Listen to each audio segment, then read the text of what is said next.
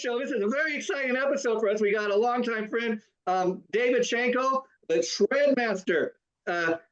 Dave, how are you doing today? What are you up to?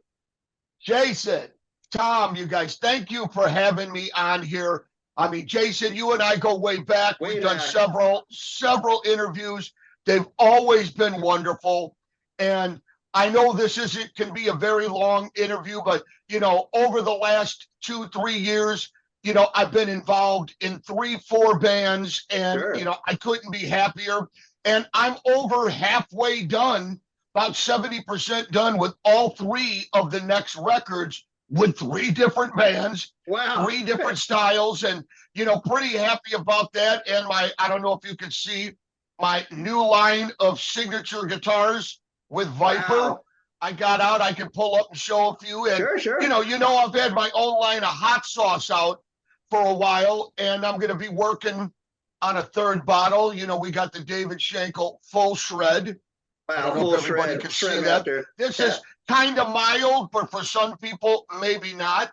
And then we have the Shred Demon, which will kick the shit out of you, if you like that. So, this is for everybody. With my people at Hellfire Hot Sauce, I appreciate everything they've done for me. And we're going to work on a 3rd bottle, which will be in between the 2 with hotness, called Soul Stealer.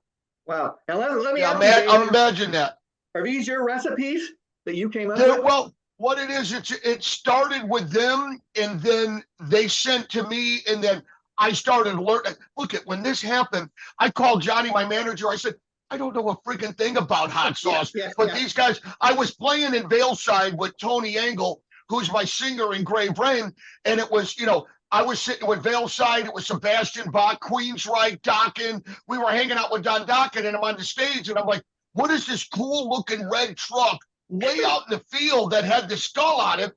And when we got done doing the show, we all walked up to it. It was Hellfire Hot Sauce, and the owner and his wife were like, getting into doing signature stuff. And I'm like, I do signature guitars and strings and tremolos and pickups. I don't know anything about hot sauce. So to make a long story short, I started to learn about it, and we put it off for a while. And about 2 years later, we finally got into it, and I started learning about it, and we came up with those 2. And we're working on a 3rd one. And, if people are interested in it, you can get it through the Grave Rain website, the www.graverainband.com. That's our website for that. Or you can go directly to www.hellfirehotsauce.com. And they're right here in Lake Geneva, and I'm up here in Milwaukee, so I can get to them pretty quickly. But that's how that came about. And, it's worked pretty good for me and for them. And, and it was a new learning thing for me, and, and I enjoyed it, something different. And I'm like, okay, we'll try this. And I love it. It worked out great. Do you know if they carry in any restaurants or anything like that, or just people order from the website? What it is, if you're familiar with it's the Castle, Cheese Castle, up here next to the Broad Stop in Wisconsin. They carry all their stuff. They got a shelf of my stuff in there.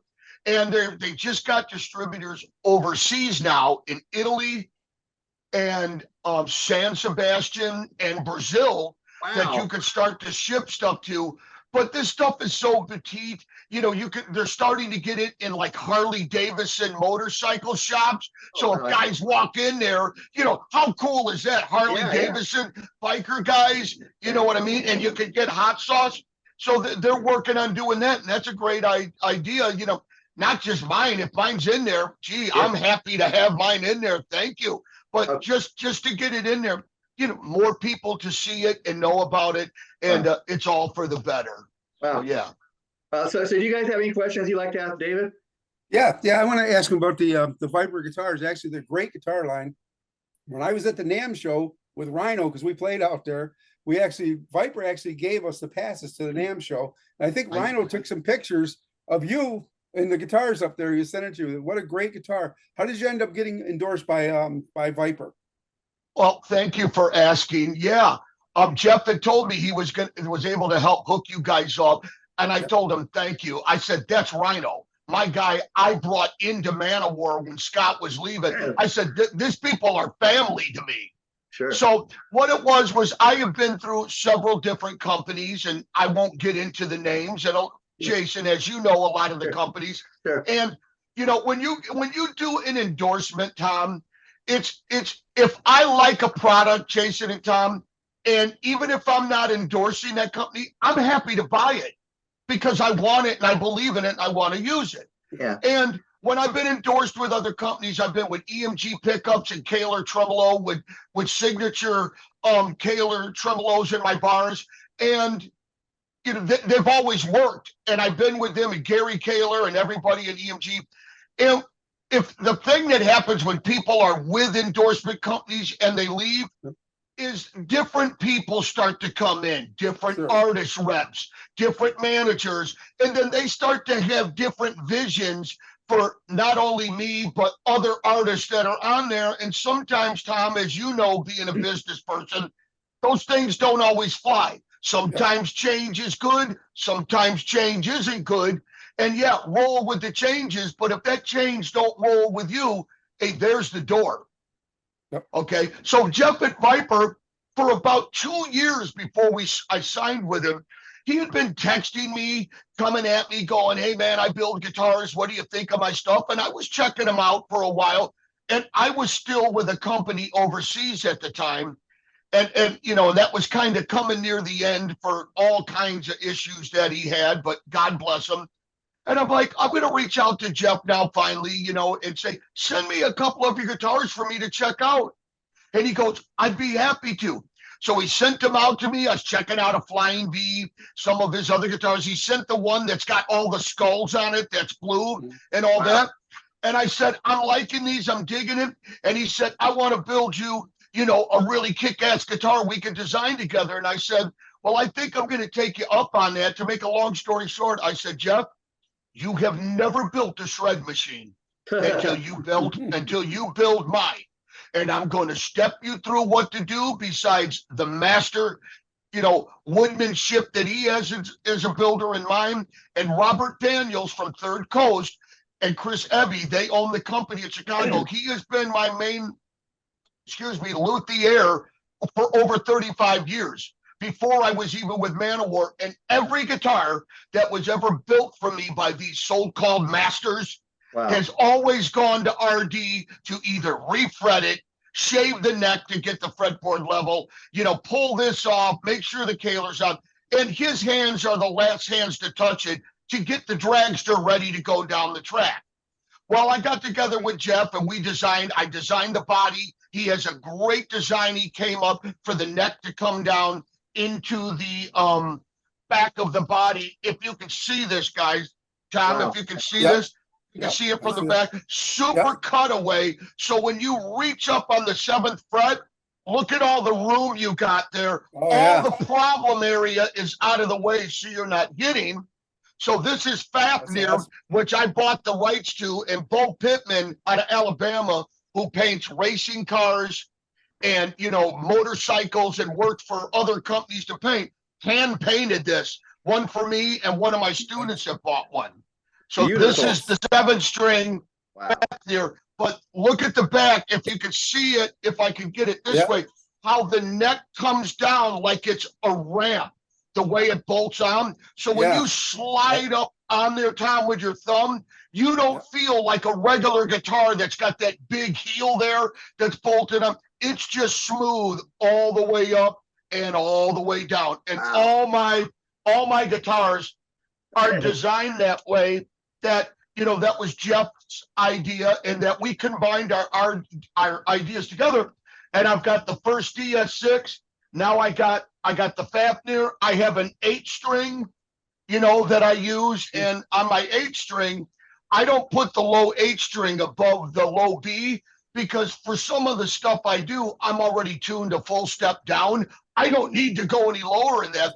So the high string on this one, just in case you guys are curious, it's whether it's A440 or a full step down, I put the 8-string above the E string. So when I'm shredding insanely, I can get that high violin screaming sound, and then go down to the 7-string into the low cello range. Whether I tune it to A440 or not, the only thing that's weird is you got to get used to it. Tom, as a guitar player, when you make a D chord, you got to come up one set of strings because your H string is above the E. And this is the DS8, same neck design, if you can see that. Love it. I hope I'm holding it okay, Tom. Yeah, can yeah. you see that? Yeah, I can see that perfect. It's great. And this one's a 2 pickups because EMG doesn't make an active single coil that's for 8-string, which is okay. Yeah. And these are my big, long, mighty. Originally had made them, but Gary Kaler makes these for me. They're called the Shred Bar. And then I have custom stuff in here that's made for me. I'm a Kaler guy, always have been, but I use the Floyd Rose clampy nut and real thin and flat. I use a 14-inch radius instead of a 12 because you can get the action a little closer to whip around because I play so slow, you know. And I use my front wire is custom made for me through Stuart McDonald, which is called StuMac. I like low wide, even though jumbo frets are cool, but for what I'm doing, you know, everybody has, you know, their taste, you know, sure, what they like. So Jeff and I got together, started to design and make things work out. And then, you know, he just updated his website to get things better for all the artists. And he's got great artists on there too. Jimmy Bell's done some stuff on guitar if they're from Autograph. And, you know, the guys from Armored Sage, Ronnie North, a good friend of mine, he's on there. So I've been with Jeff for about 3.5, 4 years. We got 4 guitars and, you know, we'll be working on some other alien stuff to come out soon. And I'm happy, and Jeff and I get along great. We're on the same page, and you know, I learned some things from him, and he learned things from me and RD, and we just, you know, work together as a machine to be well oiled, and everybody's happy. It went very well, so that's how I got with Viper. Wow, awesome. And you know, you mentioned Rhino. You know, our good friend Rhino. You brought into Manowar. You shared with me that you and him are working on a new project. You want to talk a little bit about that? Yep. Rhino and I started talking just over the years about doing something together. And we finally been able to find the time. And when we started talking about it, I said, you know, we're not trying, this is not me and Rhino trying to be Manowar Part 2. You know, he's been doing Angels of Babylon. I've got 3 successful DSG records out right after I left Manowar, and there's no bad blood with that. The Ashes to Ashes was distributed through Joey and oh god, I can't think. Nuclear Blast. Okay. And then the Hellborn CD was distributed through Joey, and we went to Europe for the Magic Circle Fest and released it there. So Joey and I and Eric, we're all, like I said earlier, Tom, things change, always do. We're still brothers of true metal, and all is good. But I really had a chance to show people, Tom, how I play guitar, how I write as a composer, melody, how I can help singers, the best of them in the studio. And my 3 first DSG records really showed everybody, and I'm proud of them, and everybody in those bands would be what I'm capable of doing than from what I did in Manowar, you know, and that was a big stepping stone for me. So when Rhino and I talked, it was like, I came up with the name, and he loved it, you know, because everything I do with any of my bands, there's me and one other person that does this, and Rhino goes, what do you got? I said, how about Kings of the New Kingdom? Wow. And he went, oh, that's great. So we got my Photoshop art guy together to just come up with some stuff. And we have some guest artists that are on there. You know, here's how it works real quick to save time. I write 5 songs and write all the music, the bass, the guitars, multi-guitars, all the solos. I'll program basic drums. I'll send that to Rhino and go, what do you think? And then he'll go, okay, I'm really digging this. This sounds phenomenal. Then I'll send him a version with no drums so he can go in his studio and play real drums and come back to me. And then that'll go then either to my singer, Michael Stark, who's singing for Kings of the New Kingdom, who I put in Fëanor, who replaced Sven Dionis, who was our singer on the Power of the Chosen One record, and he's in Wizard. He's doing a guest vocal with us on the title track. Kings of the New Kingdom. Michael Stark is our singer, and he sings with Stormburner, and I'm doing guest solos on that record. Wow. I'm on 32 guest solo CDs, and so I do a lot of guest solo work. Tom, I do a lot of guest solo work. Yeah, we were talking about that. Yeah. With a lot of hot sauce, buddy. But Rhino and I working together again was just meant to be, because he's a composer and a writer. He's done great stuff with Angels of Babylon.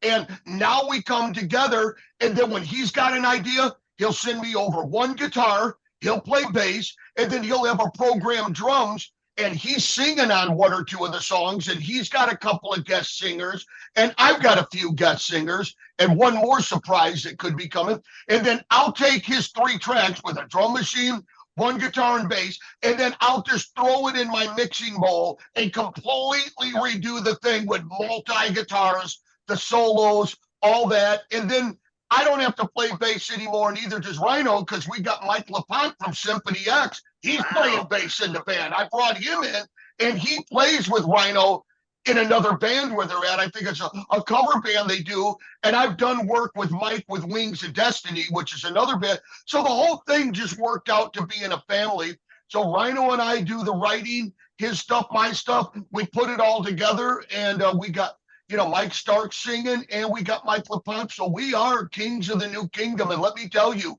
it is ferocious, it is powerful, and it is a combination of his style and my style from like DSG. And in the middle, Tom, there's a little bit of hint of Manowar, but Manowar, that was what I wrote with Joey and brought Rhino in on drums. And I'm proud of Triumph of Steel. It's still to this day, and can be proved, one of the best-selling Manowar records to date, and it's double platinum or more now. And I love all the Manowar records that they have done. Wow. Okay, regardless who's in the band now playing guitar, that's a whole nother story for another time. And we're all and all of us are friends. As the Michael Badio and I, we played on each other's records. He played on Hellborn, he played on Still a Warrior, and I played on one of his CDs. It's all good. Like I said, things change, always do. But I move on, and I'm happy. And Rhino and I couldn't be happier. I mean, we're just locking, and we're almost done writing this, and then we're already talking about a second record, and we don't even have the first one out. Yeah. That's just a matter of time. We gotta always think ahead. Well, when you put this one out, I want to have another one we're working on in the bag, just like with Grave Rain and what I'm doing with Wings and Destiny. So with me and Rhino, it's two brothers coming together again that were meant to be. And it is what it is, man. We both couldn't be happier. And I imagine you guys are going to take it on the road, right? Once the record drops.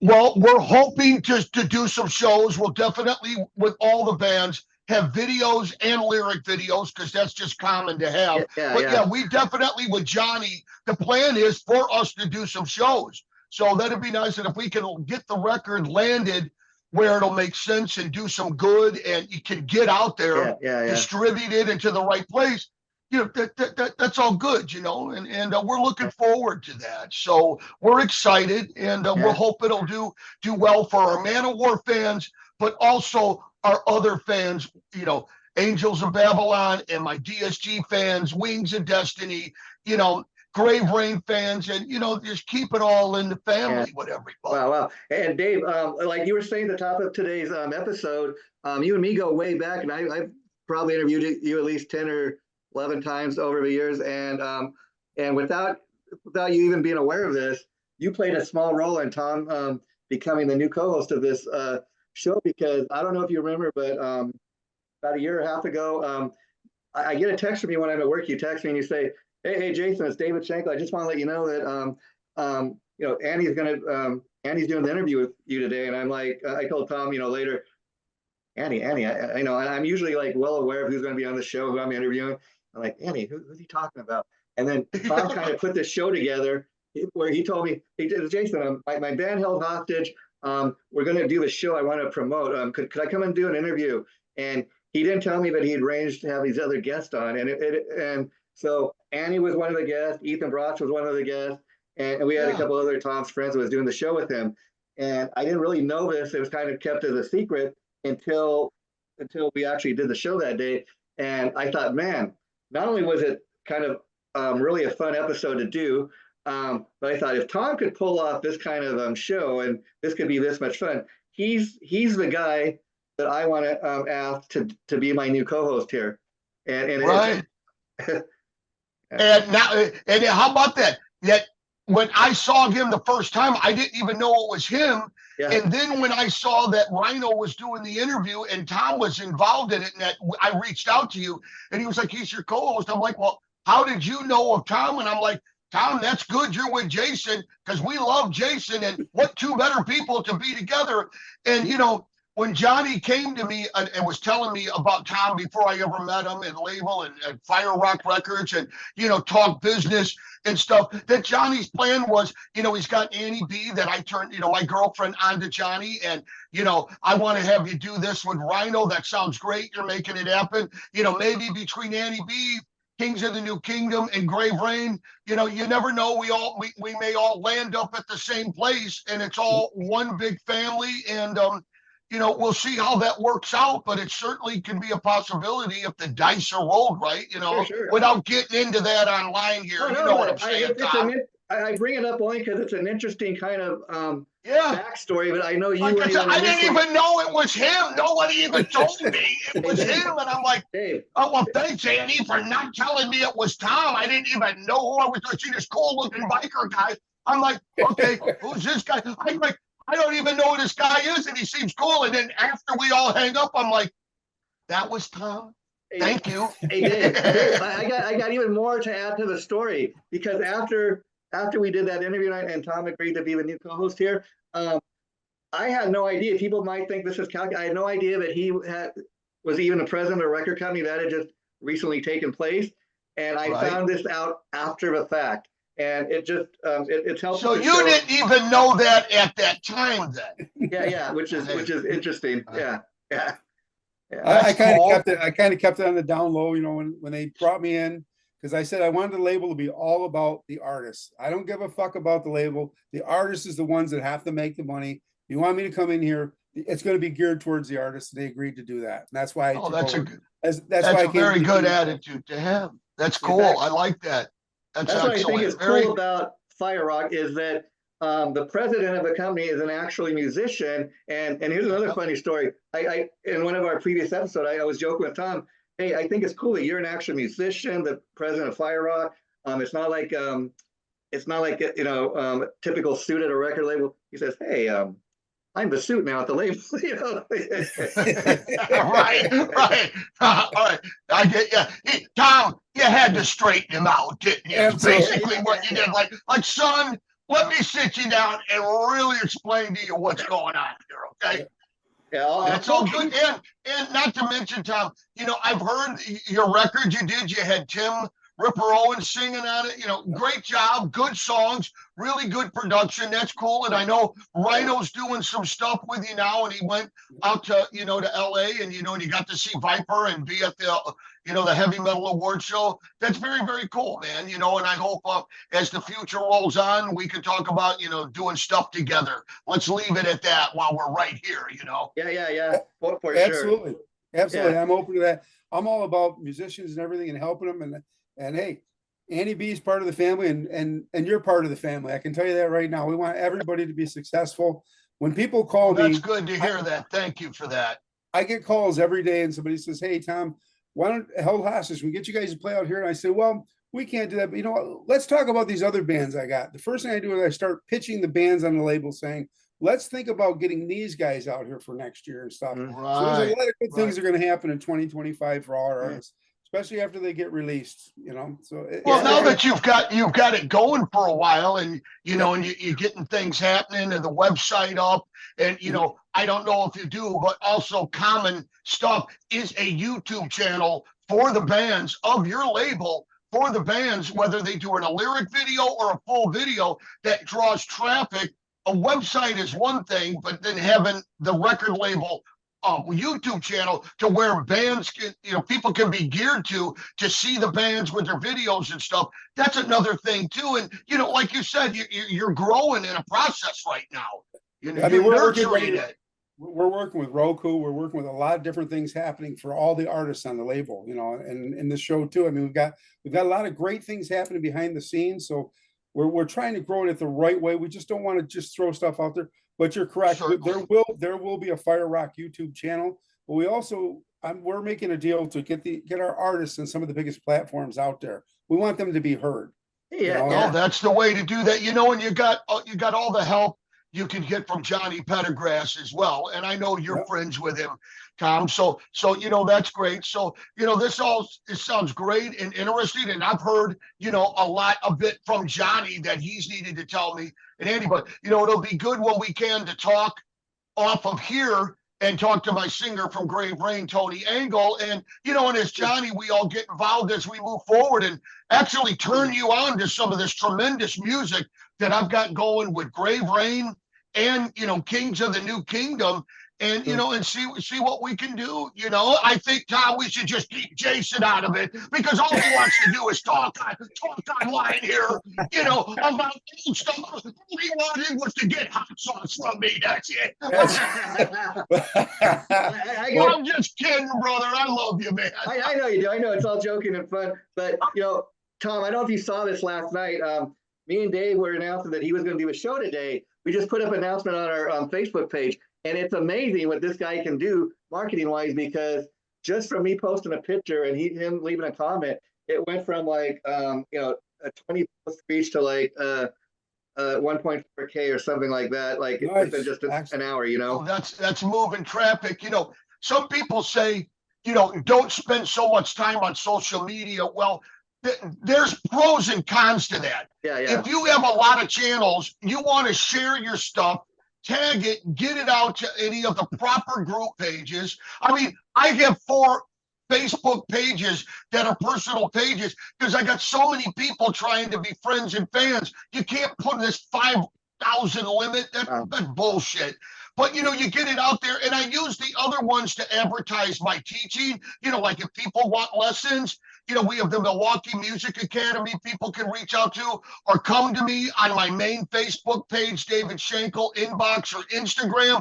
I've been teaching for 35 years professionally. Wow. It's what I do and what Annie does. But social media these days is stronger, and YouTube has changed from what it was 5-10 years ago. And you have to have a strong amount of social media out there besides having the band playing out. And also, I'm sure, Tom, you will agree, people want swag. Me and Tony, we are swag freaks. I mean, all kinds of different t-shirts. We have everything from hats, t-shirts, stickers, buttons, cigarette lighters, you name it that we think will work. Wrap it up. We're about ready to get cut off, but this was great, Dave. We'll be talking to you, Dave.